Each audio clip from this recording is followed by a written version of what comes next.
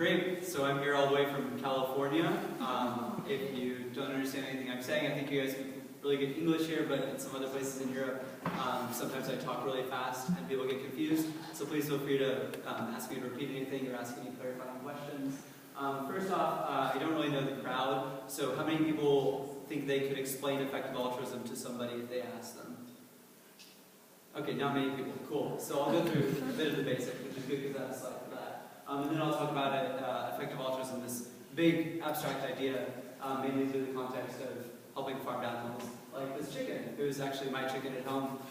You can see she's from a battery cage farm in California, where she was debeaked as a kid, or as a young chick, and lived in a very small enclosure, but now she lives in my apartment with my girlfriend and myself, along with another chicken and a dog, lives a very nice, happy life, and we're trying to help animals like her. So this basic idea of effective altruism can really be boiled down to doing the most good, and that sounds great. Everyone agrees with it. We all want to do the most good. But what does that entail? Mainly two things, I'd argue.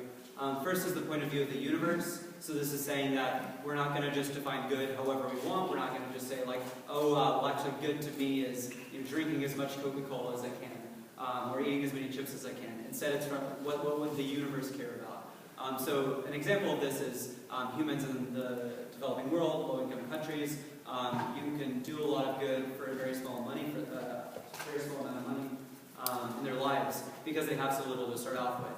And if you're thinking from a youth-centric point of view, or a U.S. or a European central view, you might not be sympathetic to their plight, but from an effective altruism standpoint, all lives are equal, all suffering matters equally, etc.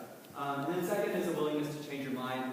So if you get to know effective altruists, you'll notice that they're kind of always bouncing back and forth between things. I was originally focused on helping people in low-income countries, and then decided that I could really do a whole lot of good by helping farmed animals. So we all make transitions like that. This willingness to change your mind, I think, is also really unique about the idea and about the community itself. So that's kind of abstract, but hopefully you'll get a better idea of effective altruism as we go through some of the specifics. So to give a bit of context for where I'm coming from, I'm a researcher. I don't work in an academic setting. I work for a nonprofit called Animal Charity Evaluators. We work at the intersection of effective altruism and animal protection, trying to find and promote the most effective ways to help animals. We do this mainly through three research areas. First is foundational research, which I'll explain on the next slide. Second is intervention research. This is thinking about like the different tactics we have, whether it's creating an animal shelter, or getting people to go vegetarian, or trying to pass welfare policies for animals. Which one of these are most effective? And finally, charity research. This is most relevant to people looking to donate to charities, people looking to work for charities. What are the groups out there that actually, in practice, are doing the most good for every little bit of resources you give them? So about the first one, foundational research. This is something really interesting about effective altruism, and something I think is relatively unique to the movement. We do things like cause prioritization. So causes are just kind of everything under the sun that helps people. This could be cancer research, which I was a very long time ago originally interested in, all the way to distributing anti-malaria nets that are protecting people in low-income countries, to helping animals in those ways I discussed. And these like big classes of activities you can do. So humans in the developing world, farmed animals. You can think of technology and making sure technology is safe and is to the benefit of people is another popular cause area. We want to prioritize among these because when I think about loved ones of mine who have passed away because of cancer, I don't really care about the cancer itself. I care about the fact that they suffered and died in a very sad way.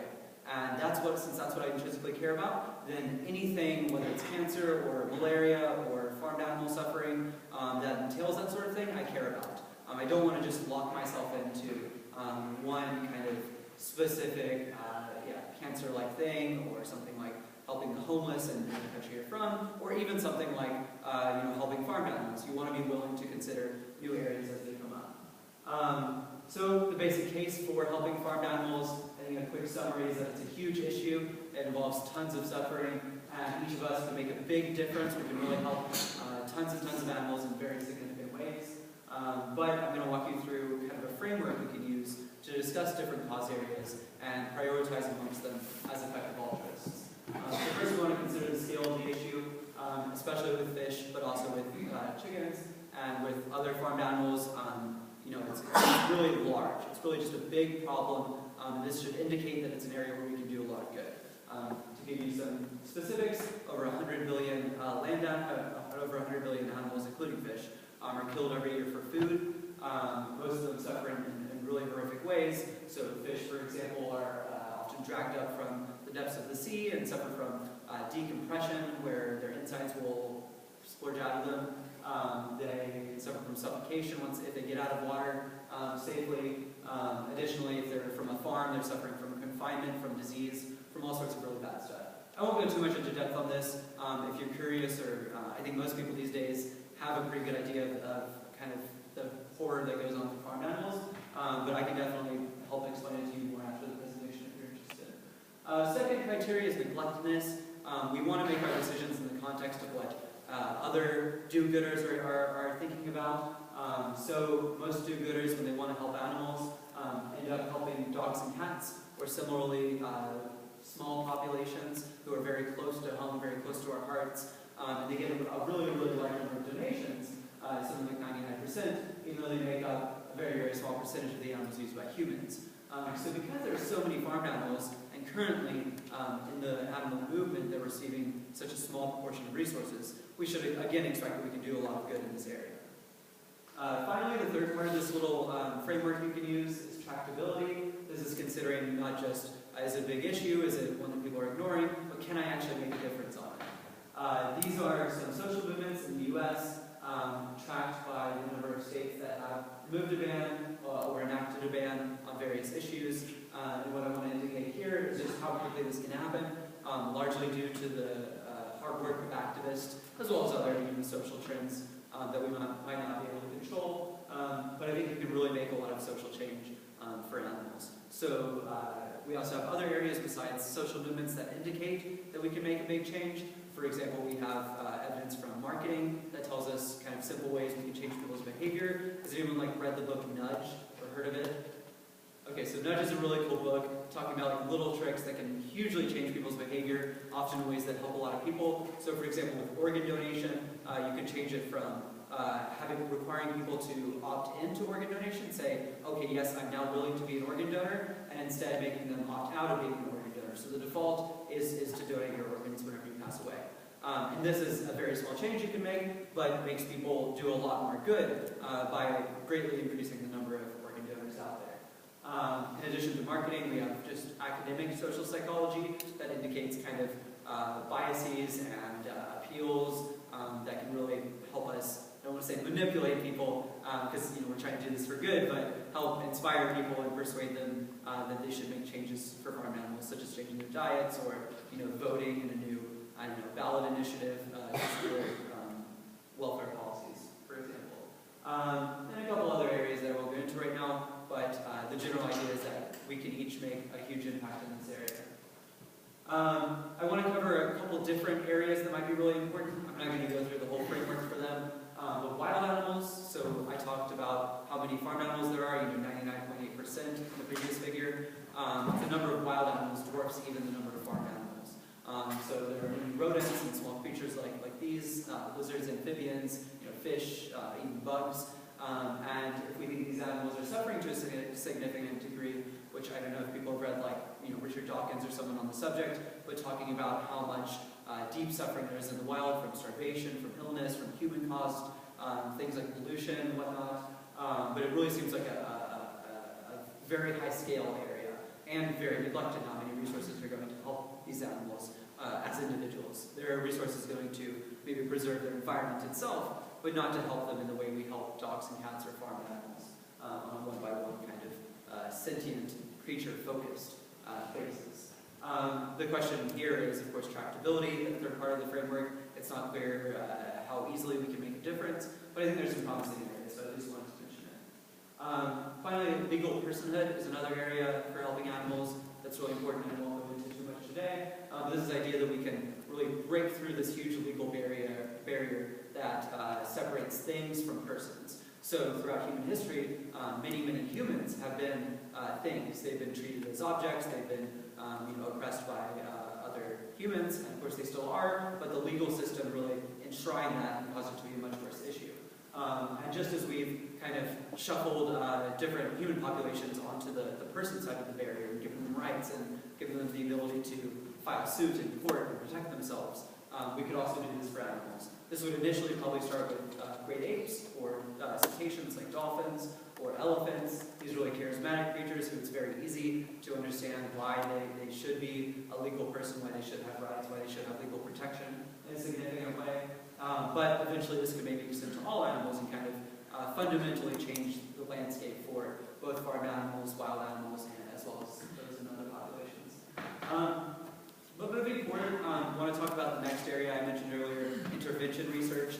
This is thinking about which programs can do the most good. I'm going to give a couple examples with some quantitative measurements just to show really how impactful they can be. And then I'm going to cover a couple through qualitative strategies. Before covering those, I want to talk about how do we reason in this area. So how do we reason about what interventions are going to work, whether it's actually for helping animals or for other areas of doing good. I'd say there are 4 areas. Direct observation, we can just see, for example, with an animal shelter, that the animal is going to the shelter, they're being happy, they would have otherwise been euthanized or had something else bad happen to them, and this is clearly a very good outcome. We don't always have this evidence available, we don't always have this option when we're prioritizing between areas or programs, but when we have it, I think we should really take advantage of it. Another example is the policy initiatives. We can tell that certain groups have campaigned for a policy, and then that change was implemented, and it's pretty clear that there was a causal relationship there. But we don't have this for some other areas. So one of the popular things for helping animals is getting people to go vegetarian and vegan kind of one by one. This can be done with passing out leaflets with information or showing online ads on Facebook or something like that. And in these cases, we can't really observe everyone who goes through these processes. Instead, what we can do is run experiments. So this is taking a smaller group of them and having some of them receive that treatment, which you might have heard about this in scientific contexts like chemistry or psychology, and then another group that's a control group that isn't receiving the leaflet or the ads or what have you. And then you look at the difference between these and can extrapolate some sort of meaning, some sort of cost-effectiveness figure. We don't have that much of this research right now in the animal space. We're working on it. It's a very, very active field right now. There's a lot of money involved and several academic as well as advocacy researchers working on it. So hopefully we'll have more of that soon. We can also learn from history and case studies. As I discussed earlier with those social movements that have kind of had very quick success due to activism, we can say, what were those activists doing, what worked, what didn't, what was correlated with a great increase in public support for their cause, and learn from that. We can also learn from case studies within the animal movement itself or within whatever area you're working in. So for animals, this could be looking at like anti-fur movements, which have been really successful in a lot of places in banning fur and discouraging consumer use of it. Finally, we can do general psychology and sociology, which I'm going to describe with an example. This is a psychology experiment that was done outside of the context of helping animals. Does anyone know this? It's about hotel towels. It's pretty famous. Okay, it's a really cool experiment, so I'm glad I get to tell you guys about it. It showed people 2 different messages to get them to reuse their towels when they were staying in a hotel. One of these messages was straight to the point, telling them there's a huge environmental benefit. You save a lot of energy, you help the environment by reusing your towels, by not washing them and wasting all of that effort or all those resources. The other didn't explain all of that, didn't go into the detail, but just told them lots of other people are doing this. So lots of people in our hotel have switched to reusing their towels, and it's very popular, so you should do it too. And then, if you're someone familiar with psychology, you might guess the result. It's kind of on the left, are humans rational beings? Are we listening to the direct reasons? Or are we social creatures who kind of just follow the herd? We follow the herd. It went up from 35% participation with the direct reasons to 44%.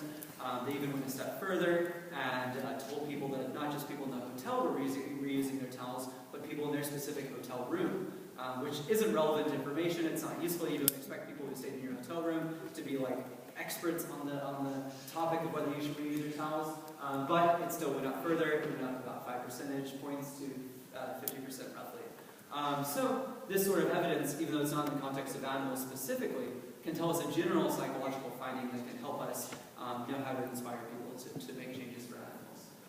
So an area where this could impact our decisions on what interventions to prioritize is in the case of online ads. So this is utilizing that principle. It's a Facebook ad. Okay, who knows Ariana Grande? You guys don't know any of my references. I guess they're American. But cool, several people did, I guess. So she's a pop singer. I don't know her personally, but I know she exists. And this is saying, she's leaving meat off her plate, indicating that you should do it too, and then requesting that you click the video to learn more. And the video will show you investigation footage showing that cruelty on forums, talking about people who have made changes, talking about the life of an undercover investigator, and kind of all of this really optimized social messaging to get you to understand the plight of these animals and incorporate it into your consumption by leaving meat off your plate, leaving eggs and dairy off your plate. So online ads seem to be pretty cost effective. You can give a lot of them to a lot of people for relatively low costs. Rough calculations, there's very high uncertainty here because we don't have those experiments that I talked about yet. But for example, we can look at other areas of advocacy and see what kind of behavior change they created and try and make that equivalent to creating vegetarians. But we get roughly 1 to 13 years of factory farmer suffering spared per euro. And this is really huge, so take a minute to absorb this. You should cry or something if you're really appreciating this. This is €1, less than the cost of coffee, less than the cost of lunch. You can spare an animal from 1 to 13 years of life in extreme confinement, with health issues, having their beaks sheared off like Snow had, a chicken, and all these really horrific practices. You can reduce them by a very large extent for a very small donation. This is a huge, huge opportunity. And some people in effective altruism will talk about this as a moral obligation. I think more popular in the movement is the opportunity framing. Really for me personally, as a kid I was wanting to be a doctor and saving tons of lives, or a superhero and saving even more.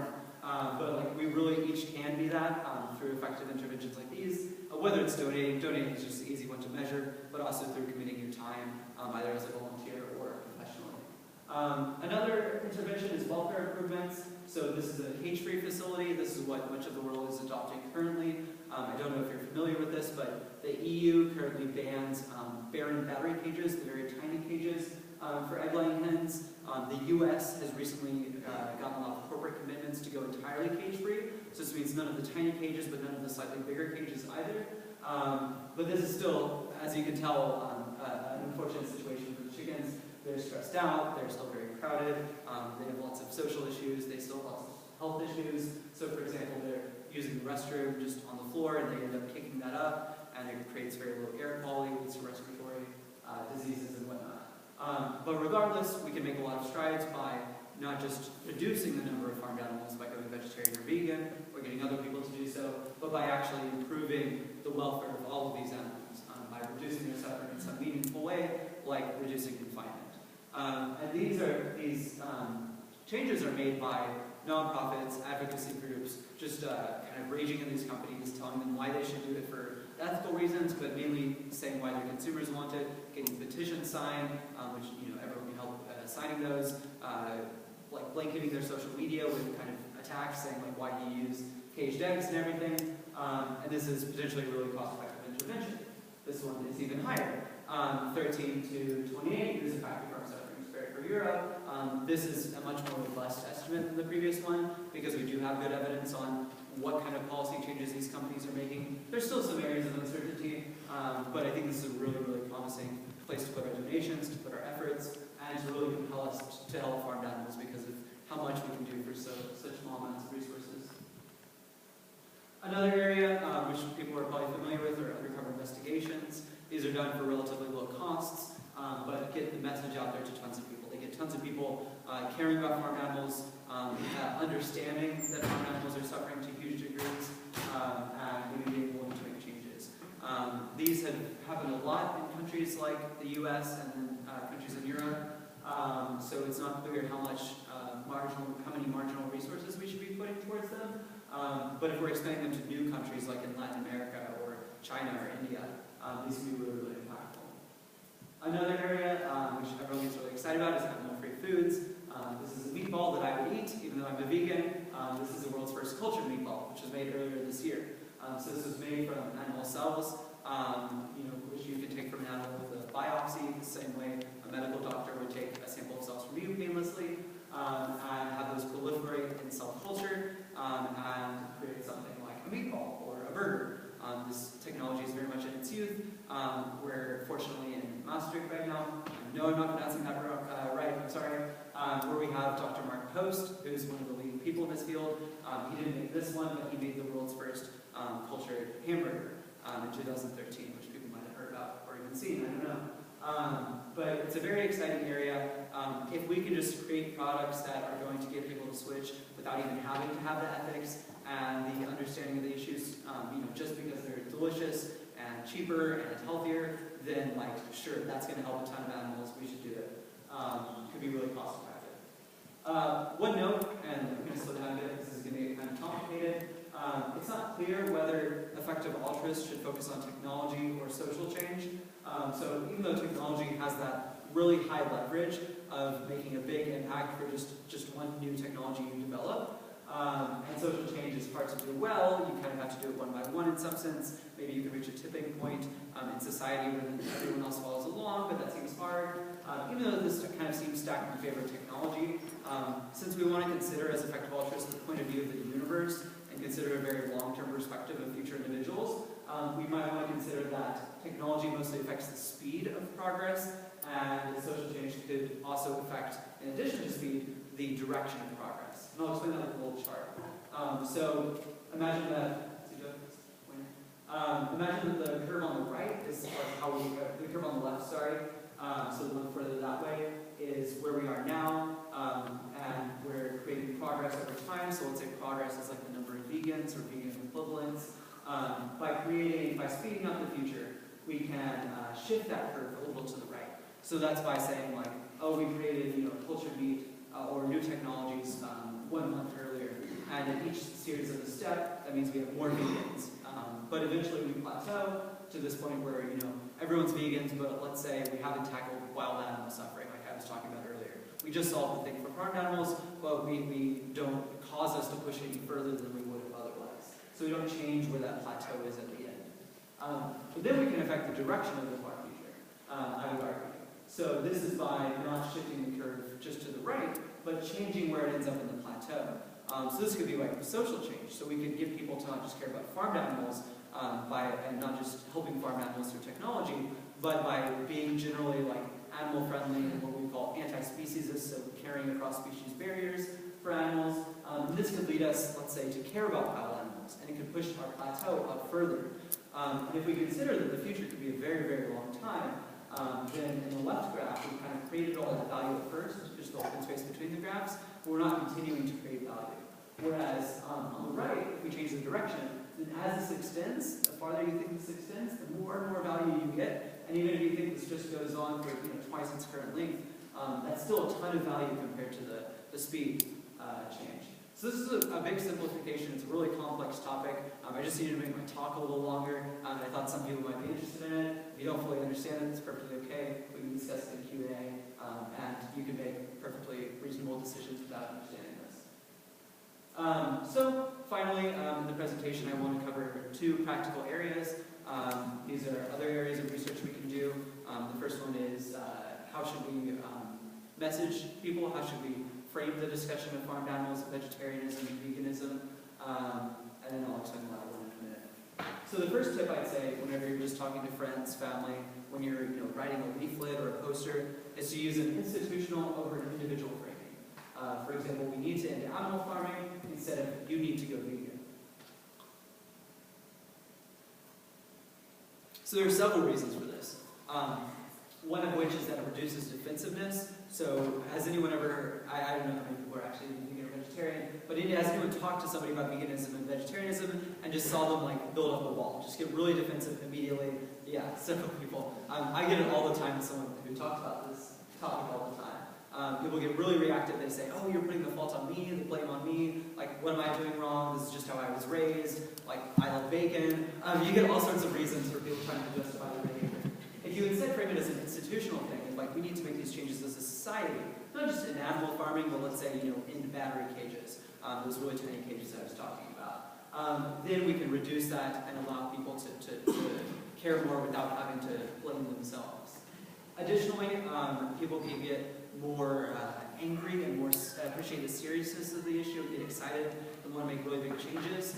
So if you see that there's kind of a problem with your own consumption, then you might feel a little bit of shame, maybe guilt. You might think like, oh, like I really need to change this. But it's not framed as like, oh, the next great social movement, or like, oh, the thing that our descendants are going to deplore about us, which many people have said factory farming and eating meat is going to be one of those things. But if you frame it as we need to change as a society, then you then lock into those broader contexts. So you tie into previous social movements.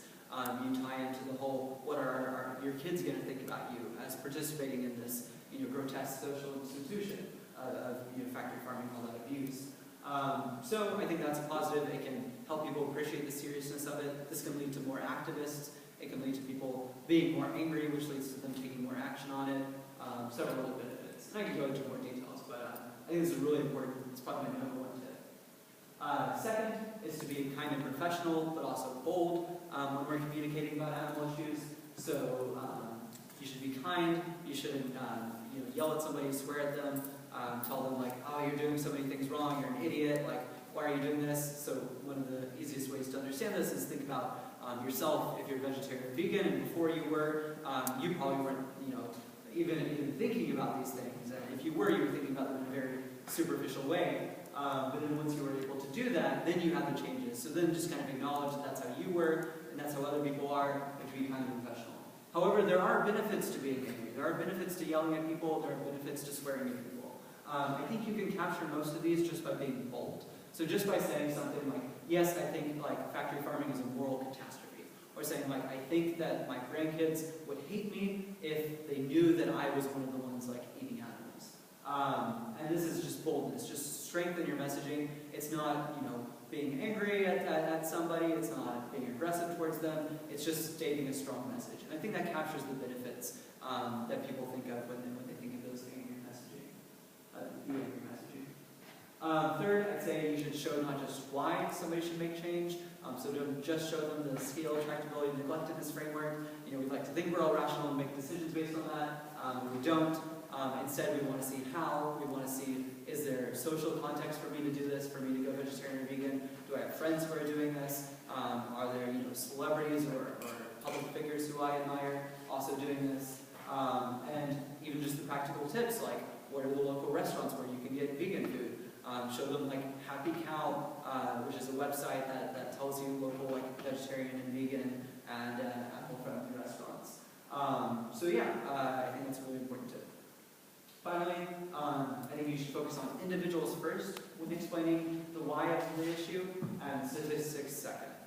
So I kind of did this in my presentation as a way of leading up to this, introduce the individuals involved, and talk about a specific animal. For many people who are vegetarian or vegan, this is actually like a dog or cat you had as a kid, who like gave you this connection to animals, and then eventually one day you realized, oh wow, like I'm actually causing the torture and the abuse of animals like the dog and cat, like Spot at home. And then talk about the statistics. Then say, yeah, over 100 billion animals are killed in raised for food each year.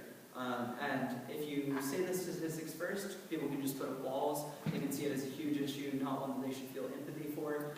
This is known as the collapse of compassion in psychology literature. And really focusing on the individuals first allows you to build the empathy, and then explain to people that yes, now think of that one individual, then add another, then add another, then add another, and do that 100 million times, and then, or 100 billion times, and you're appreciating the scale of the issue.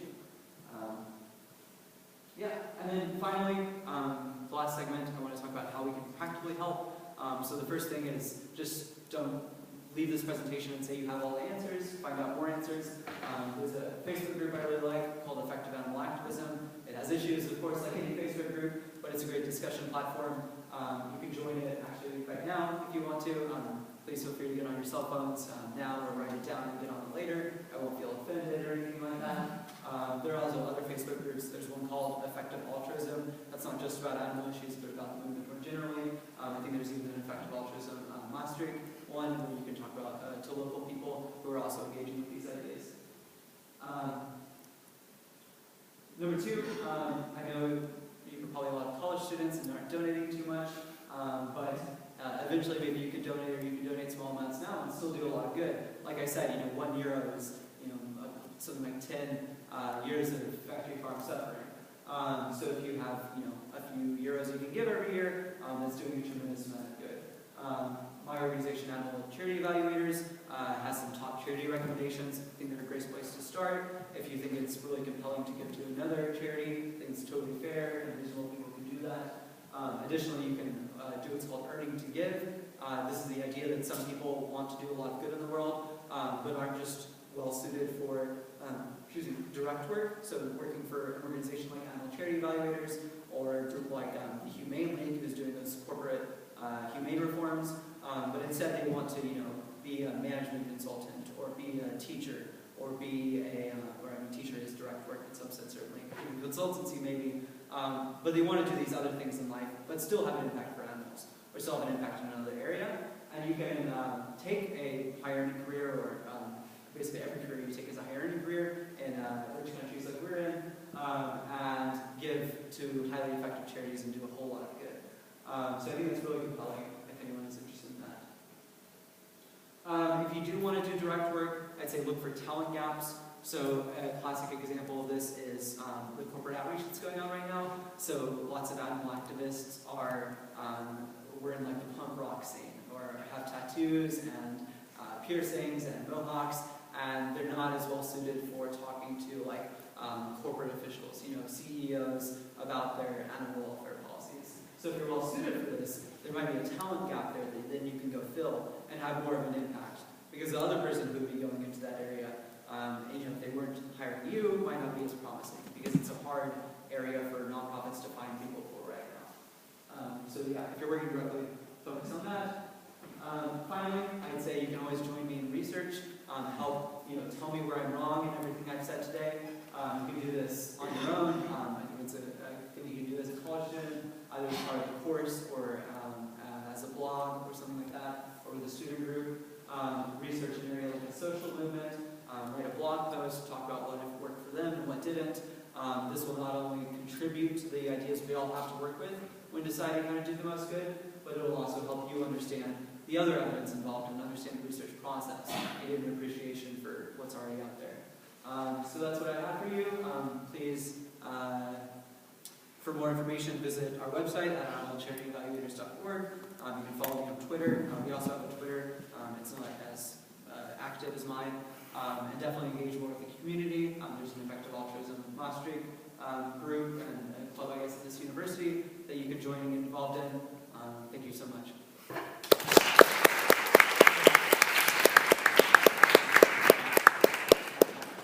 Okay, thank you very much for that talk, Jacy. So we have some food. You've been going to Q&A. Sorry, my bad. We can do Q&A. You can also get food. Feel free to come up and get food while we're doing Q&A. Don't feel awkward. Yeah. So like somebody wants food right now, right? We can pass it around. We can pass it around. Cool. But yeah, I talk fast, so who has some questions?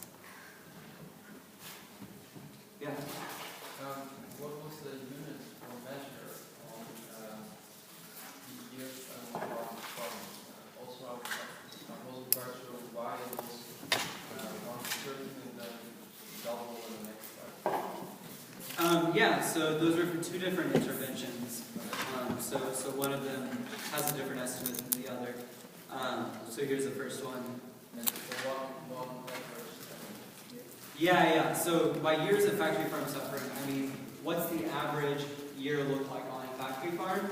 And then how many of those are you reducing? So as an example, egg-laying hens live about 2 years, depends on the country. So if they're in a factory farm for all that time, and you spare one of them from existing, so let's say you don't need the roughly 300 eggs that they produce, then you spare 2 years of factory farm suffering. So that's in the case of creating vegetarians, which is what this does. This uses a different estimation method by looking at the different forms of cruelty that are being abolished. So people have looked into the evidence of what matters to the animals and whether it works cruelties, and think that battery cages, going from battery cages to a cage-free environment is probably sparing about 10% of their suffering. there's a lot of debate on this figure. It's really complicated, but if we use that figure, we can convert it to years of factory farm suffering by saying, divide it by 10.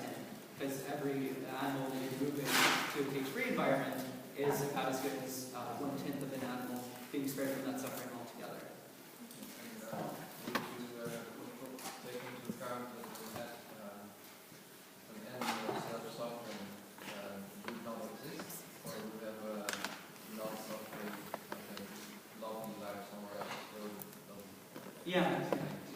So in practice, for vegetarianism and veganism, you're causing animals to not exist. That's pretty, I think, everyone agrees that that's a very good thing right now because of how bad these farms are and how torturous their existence is.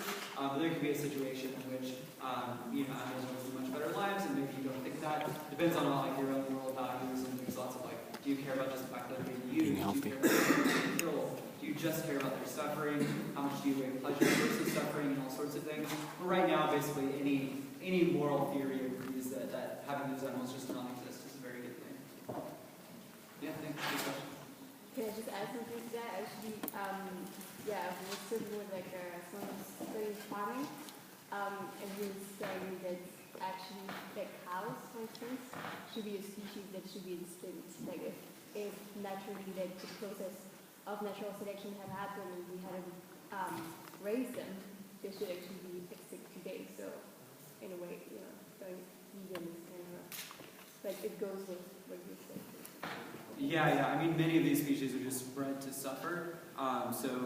Chickens raised for meat, grow to just grotesque proportions, such that they can't even stand up and they wallow in their own feces and have heart attacks very early on and everything.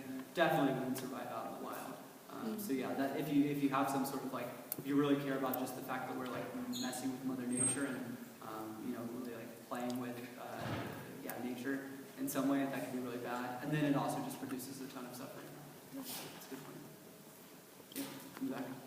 Don't you think instead of donating the supplement, you could also try just to buy really high quality meat yourself and convince other people to either go to vegan or vegetarian, or at least spend more money on meat, single-only products that taste nice and that you really like?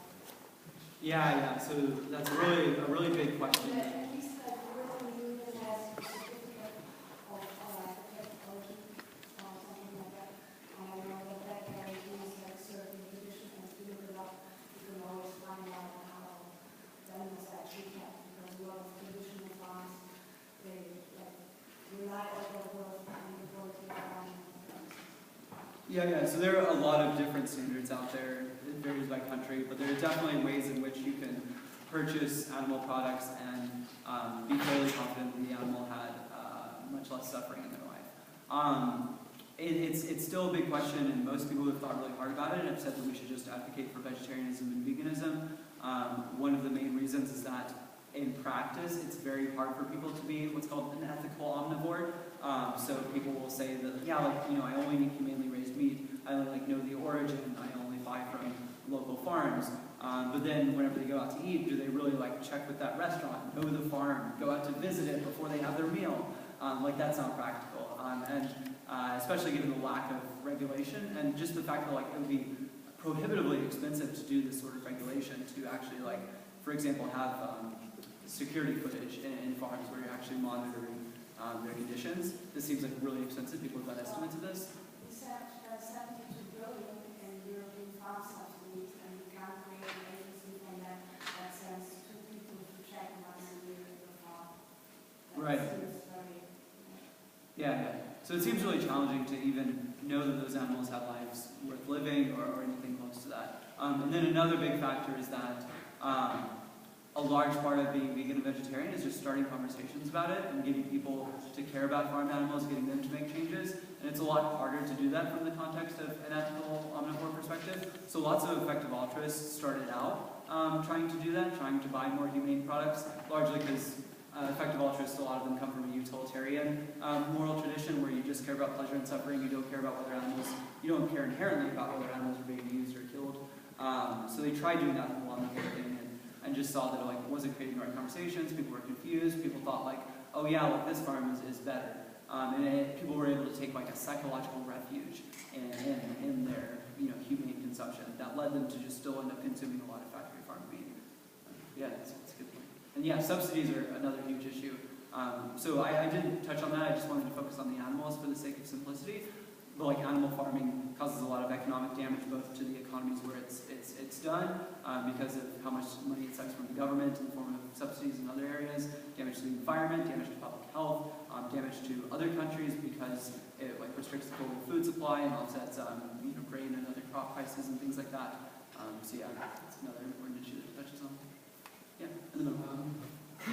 So all these new like vegan food products and things which are quite innovative, I feel like I've read somewhere that there's a massive market which is emerging there. And I was wondering if there's currently some sort of organisation where they can kind of pull their money together and then lobby somewhat, or whether they can, do they lobby on behalf of that industry? Lobby on behalf of that industry, like in politics. Yeah. So there are a few groups doing that. Several mainstream animal advocacy groups are doing that to some degree. So groups like Compassion and Wolf Farming, I think, has shown a little bit of interest in Europe, but especially in the U.S. But there are 3 groups that are exclusively focused on that. One is the Good Food Institute. They're in the U.S., ran by Bruce Friedrich, who used to be vice president of PETA. The group was actually created by Mercy for Animals in the U.S., and their job is just to disrupt animal agriculture by enabling and growing the animal food industry. So, for example, they've recently filed a lawsuit about soy milk. So in the U.S., we call soy milk, but we use the word milk. And this has been a huge legal gray area as to whether you can call it milk, because it's not actually dairy from an animal. And they wanted to seek clarity for that, so they're doing that kind of on behalf of the industry. Because it's hard for any one company to do that, so you kind of need a group together to do it. Another group is New Harvest. They're doing similar things, except mainly focused on research, and mainly actually entirely just in the space of cellular agriculture, so like the cultured meatball. They're also doing that for eggs and for currently. And then the third group is the Plant-Based Foods Association, which is lobbying. They're just exclusively a lobbying group on behalf of plant-based foods in Washington, D.C. Okay.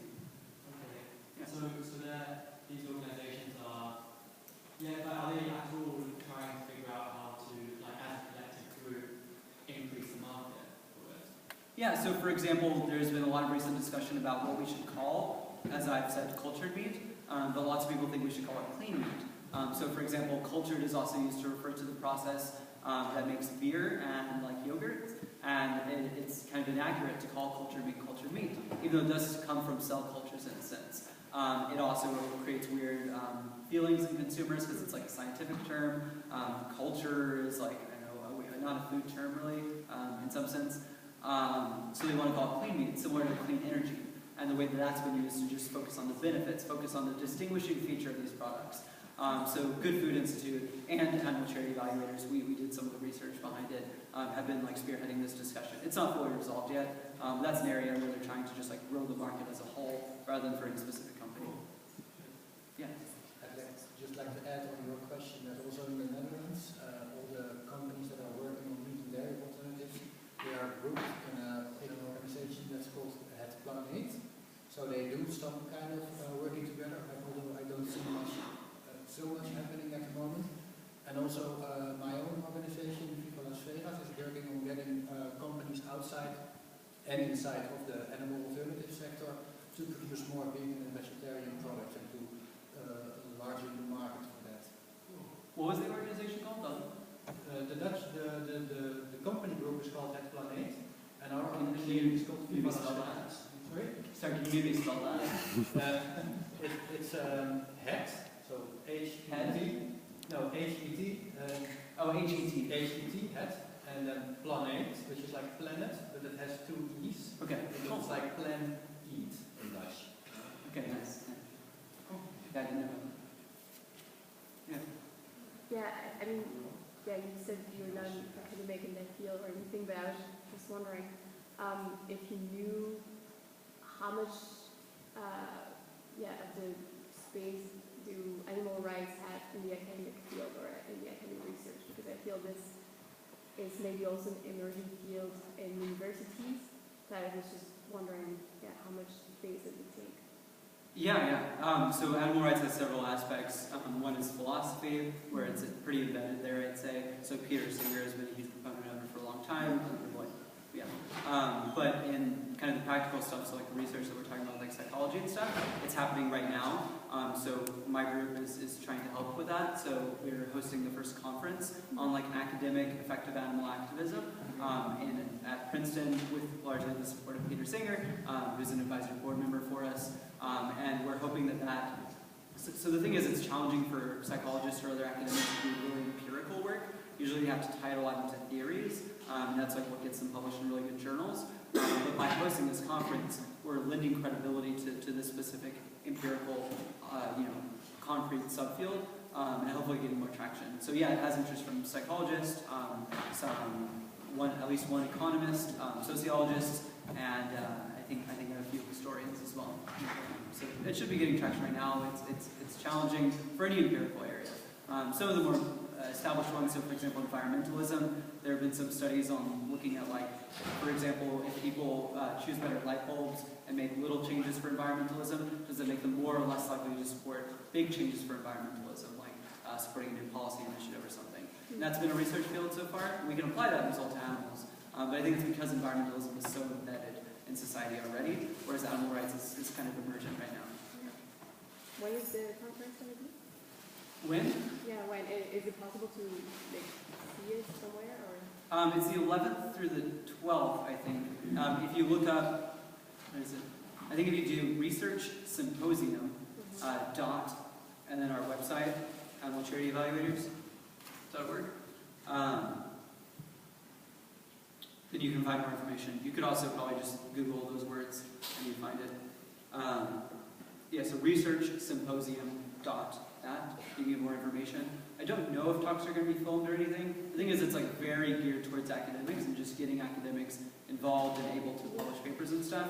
We're not, like, there's not going to be many activists there. But yeah, it's exciting. Cool. Yeah. What are usually the most effective animal charities according to your organization? What do they do and how do you measure it as well? Yeah, so I'm glad you asked. So I was talking about that because this is what most of my work involves. They're the Humane League, Mercy for Animals, and Animal Equality. The Humane League and Mercy for Animals are based in the U.S. and currently expanding internationally. Animal Equality was originally in Spain and has expanded to a bunch of other countries as well. They do a variety of things, each of them. Mercy for Animals and Animal Equality both do undercover investigations. All three of them run online ads. Mercy for Animals and the Humane League do a lot of corporate outreach, so that policy change that I talked about already. They do various other things, so like the Humane League runs a lot of grassroots chapters, where then they can get people involved in leafleting and doing individual outreach, as well as helping with broader campaigns. So for example, they got a bunch of Costco customers from their local communities to cut up Costco, like grocery store cards, like membership cards, as a way of like protesting Costco's use of cage eggs. So they incorporate the grassroots aspects into that. One thing Mercy for Animals does that's unique is sponsors, I don't know if you would say sponsor, but supports the development of books. So currently there's going to be a new biography coming out of Nathan Runkle, the founder. They help support, I think, Vegan Bros with their new book that's going to come out, as well as a few other like plant-based sports, medicine kind of stuff. So yeah, a variety of things, but primarily the kind of stuff that I talked about just now. Oh, and then Mercy for Animals created the Good Food Institute, so they're working a lot on the animal-free foods issue. Sorry, I'm just curious, like, how did you get into the line of work? Like, when you studied it, how did you get where you are? Sure. I studied neuroscience. I graduated last spring. I was on the board of directors for Animal Charity Evaluators. I got into that because I was volunteering for them. Okay, so I'll start from the beginning. I applied to be a board member, but they were like, no, you're a college student, you have no experience, you're not fit to be on the board of a nonprofit. They didn't say that, but they meant that. And then they didn't have a board member who was willing to take notes at board meetings, so then they asked me if I was willing to do that as a volunteer. So then I joined the board meetings, and then I started introducing discussions. They saw that I was like providing useful insights. So then I joined as on the board of directors. Then they really needed someone hardworking to take the role of the chair of the board of directors, so I did that. And this was while I was a senior in college. And then I was actually planning to go into software development to earn to give, as I talked about. And they had an opening for a full-time researcher last fall, and I dropped out of the coding bootcamp to join that. Yeah, and then before all that, I've just been involved in effective altruism, thinking about like how I can do the most good for like all of mine. Yeah. Any ideas on how to tackle the environmental aspect of animal farming? Like, is there anything that charity could actually do to somehow help that, not only by approaching different ways of eating, but by approaching different ways of farming, or just maybe getting rid of the whole, because it's taking a big like, toll on our environment, the whole thing. Yeah. So lots of people in the movement against animal farming, against factory farming, are very motivated for environmental reasons. Probably more motivated for the animal reasons, but a lot are for environmental. And they just support the same goals, so they kind of do the same tactics. They just want to get people to go vegetarian or vegan. I guess they might not be as excited about humane reforms, although there are like aspects of humane reforms that could make you think that it decreases the total number of farmed animals. So, for example, it could increase the price of animal products, which could decrease total production. But a few areas where like kind of you would have different decisions would be like the consumption of different animal foods. And this is where it gets like kind of weird. We have debates with the movement and like it gets really touchy. So chickens are so small that each one of them produces such a small amount of meat that you have to eat a lot more chickens to get the same amount of food as eating one cow. So from an animal suffering perspective, it's really, really bad to eat chickens. You get like something like 90% of the kind of value of going vegetarian or vegan in terms of direct impact just by cutting out chickens and eggs from your diet. But the environmental perspective is at least somewhat different. Cows produce methane, they consume a lot of water and resources, and they seem to be maybe one of the worst ones from an environmental perspective. We get into debates in the movement about this because like the animal people are like, no, like don't tell people to eat more chickens. And then the environmental people might be like, oh, don't tell them to eat more cows. What we can all agree on is that we should just be eating fewer animal products in general and decreasing and eventually eliminating the industry. So I think that's like the main conclusion, yeah. In terms of like what people do more specifically, I don't know. It just ends up being a lot of just like vegetarian and vegan advocacy if you're an environmentalist. Maybe there's some methods of animal farming that could be better. It's all like really, really hard to figure out. So for example, you might think like grass-fed cows are better for the environment because they're not eating grain, which involves a lot of resources. But then you just have a land use issue where they're still just taking up a ton of space and things like that. And I don't know all the details of that, to be honest. Good question. Yeah. You had a slide where you said that there are basically two ways to go. So one was like technological change, or I think technological change. The other was social change. And I was wondering, like, so do you usually just target individuals, or do you think it makes sense to lobby for stricter laws? Because I think, like, once you get to convince the individuals that make the laws, you can have a much like your effect is going to be much higher. You're going to reach so many more people rather than like appealing to the individuals, which is a tiring process. Yeah. So I mean, I think at first, whenever we're just speculating about that and first considering it, it's an open question. It could be so much easier to get one individual on board that we should be going individual by individual. But ultimately, whenever we flesh out the evidence, I'm really in support of social, big picture institutional change, like passing new laws, like releasing undercover investigations that change the discourse of society as a whole. This is like one of my strongest beliefs within effective animal advocacy. This has a lot of reasons, some of which I covered when I talked about the first messaging tip, just that it brings in more support, people get more excited about it if you address it as a social issue. Another one is just the point you talked about with leverage. We convince a few what might be called elites or influencers that they can have a very disproportionate impact, and they're not that much harder to influence. In fact, they might even be easier to influence because they might be more receptive to intellectual arguments. But I mean I mean this like more like legally.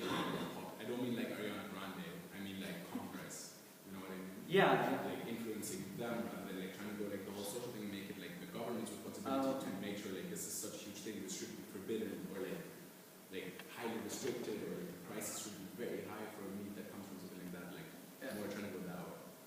Yeah, it's really challenging and it varies a lot by country. So in the U.S., federal legislation is like nobody ever wants to try and pass anything. It's just so hard to pass things, especially when they're as heavy of corporate influence as in the field of animal farming. So they found much more success through corporate change and through consumer pressure. Whereas in the EU, at least in the 90s and early 2000s, they were having a lot of success with EU-wide legislation. Now the EU is pretty hard because Eastern Europe has joined, and there are a lot of complications with that. So I think it depends on just the practical issues. I don't think there are many places where laws make a lot of sense, except maybe when you're enshrining existing corporate policies and existing consumer pressures. So, for example, in the US, we're passing ballot initiatives. There's one in Massachusetts right now to end confinement, so to end battery cages, actually in general for chickens, veal crates for young cows, and gestation crates for mother pigs. And this is something we can actually accomplish because the industry is kind of already on board with it. They've already made the commitments. So there's definitely a role for legal stuff. I think in general it's maybe not the best use of marginal resources. Of course that can change if you have an expertise in legal stuff, then you have such a comparative advantage that it's actually more practical for you to work on it. But in general, I'm probably more excited about other things. Good question. Next slide. Yeah. Yeah, but it wasn't really a question. I was just wanted to add to what you were saying. But I also feel like if you want to see this kind of institutional change, it will start really small. It will start at the individual level. I mean, for instance, there was this event now that happened in Paris where they just had this demonstration and make baby pigs. Well, corpses of baby pigs. But it was more to kind of make people aware of new reports about the conditions in the slaughterhouses. So the parliament was kind of forced into investigating conditions because there was a small activist group that published videos about slaughterhouses conditions, and now they have to act upon it. Yeah, that's a good point. Yeah. Good example. There are a couple of people back here.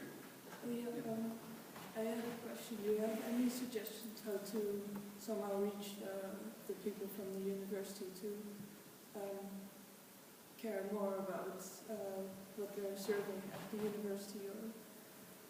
Or they seem to really not care about what they have in the canteens, for example. Yeah, so I'm not an expert on that, but I know a lot of people who are. So the corporate outreach that's been done in the U.S. about cage-free eggs especially got its start through those college campaigns, so by getting catering departments to change. And they would spend several years getting one of those to change. And then eventually they got enough of those that they were able to get the whole catering company on board, and then other food companies and whatnot. So there are groups like the Humane League who would definitely have really good advice for this in terms of specifics for what to do. Pablo might have advice too. Yeah, if you want to do something like that in your own university, we can help you with that as well. Yeah. Maybe people here living in the Netherlands want to get active. Kivelos Velos might be an interesting organization to work for. We do a lot of work on the consumer level, so getting people to go vegetarian, vegan, or vegetarian. We also started a lot of corporate work earlier this year. So we're looking for people with communication skills, we're looking for people with business skills. We're also doing starting up some small researches, so we're also looking for researchers. So if you, maybe I can leave some pamphlets about it over there. I don't know if that's all right. People can get in touch with us. Because we already tried some things, but it's going really slow. Sorry? We already tried some things, talking to catering service and everything, but it's going really slow.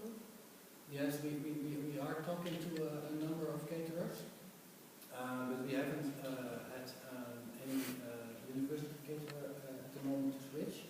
We are talking with restaurant chains, and we got some of the What am I doing? we got some new meat alternatives. That is the other one. Oh no, that's not it. Viva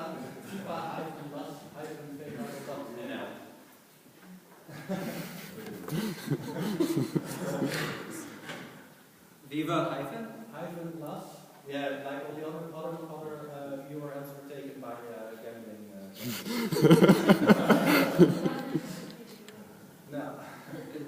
Yeah, so that's the one. Yeah, we're also petitioning Ben and Jerry's to get the vegan ice cream to come to the Netherlands. But so, like, we just started our corporate and restaurant outreach earlier this year. So the major success that I can tell you about now is that we got a producer called Good Bite to make more vegan products in supermarkets.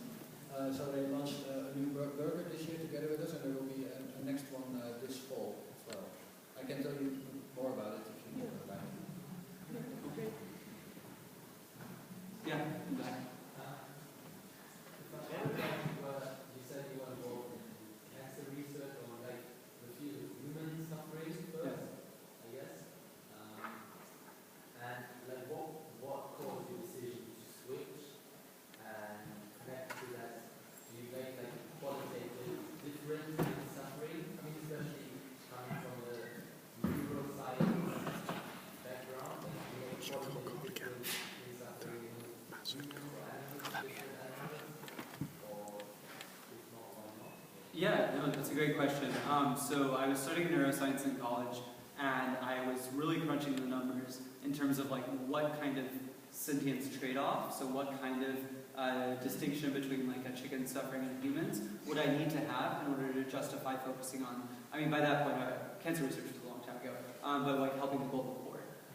What kind of trade-off would I need? And we like did back of the envelope calculations, which is like rough calculations because like this is also speculative, and it needed to be something like 10,000 to 1. And like I'm not sure my exact trade-off and like how I think about sentience and all of that, but it's definitely not 10,000 to 1. Like that seems just crazy to me. Like clearly these animals, you know, they show lots of evidence of the same emotions we have, like anxiety and grief and things like that. So I was compelled by those sorts of arguments, as well as the more qualitative framework I discussed with scale, tractability, and neglectedness. I think animal stuff is like the main cause area that does well on all of those, like really well. I think it doesn't do as great on tractability, but like the scale and neglectedness, it's like above and beyond basically any other cause area. So I was really compelled by both of those things. It was just thinking really hard about it, getting really interested in cause prioritization. I was mainly getting older and getting graduate college students, so like I needed to make more decisions like that. So before that, I kind of just said like I don't need to commit to a cause area, but at that point I was thinking I maybe did need to. Yeah, and I can explain more detail. My girlfriend right now is actually writing a blog post on those sentience trade-offs and figuring out like what kind of figure do you need to give all top charities versus like ACE top charities. So that should be published soon. Yeah. Where's your organization mainly located? Our executive director and one other staff member are in San Diego, California, so that's our highest density. I'm in Berkeley, California, but I'll probably be in New York soon. We have someone in Boston, Massachusetts, someone in Houston, Texas, a few other people around the US, one person in Canada, and nobody outside of that.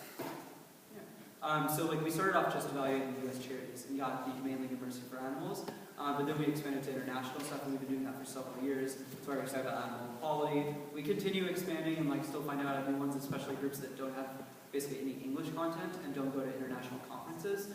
So for example, groups in China, we're still finding out more about those and expanding because we did start. We want to be conscious of like our bias towards US organizations. Is where it's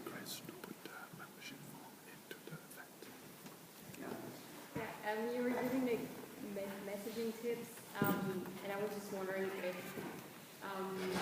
there was maybe a page or some kind of resources that show what are the best practices when you want to like put the issue of animal rights out there. What's the best way to go about it? Yeah, so I don't think there's a great one right now, unfortunately. I've almost finished a blog post on that first point about institutional versus individual stuff, so that should be out soon. I don't know if there's a good one that encapsulates the other one. However, and anyone feel free to send me an email after this, but if you send me an email, I can like copy and paste stuff that I've like seen in different places and put it together like within 5 minutes, and send you that in an email in the meantime. Or maybe try and find some other resources online.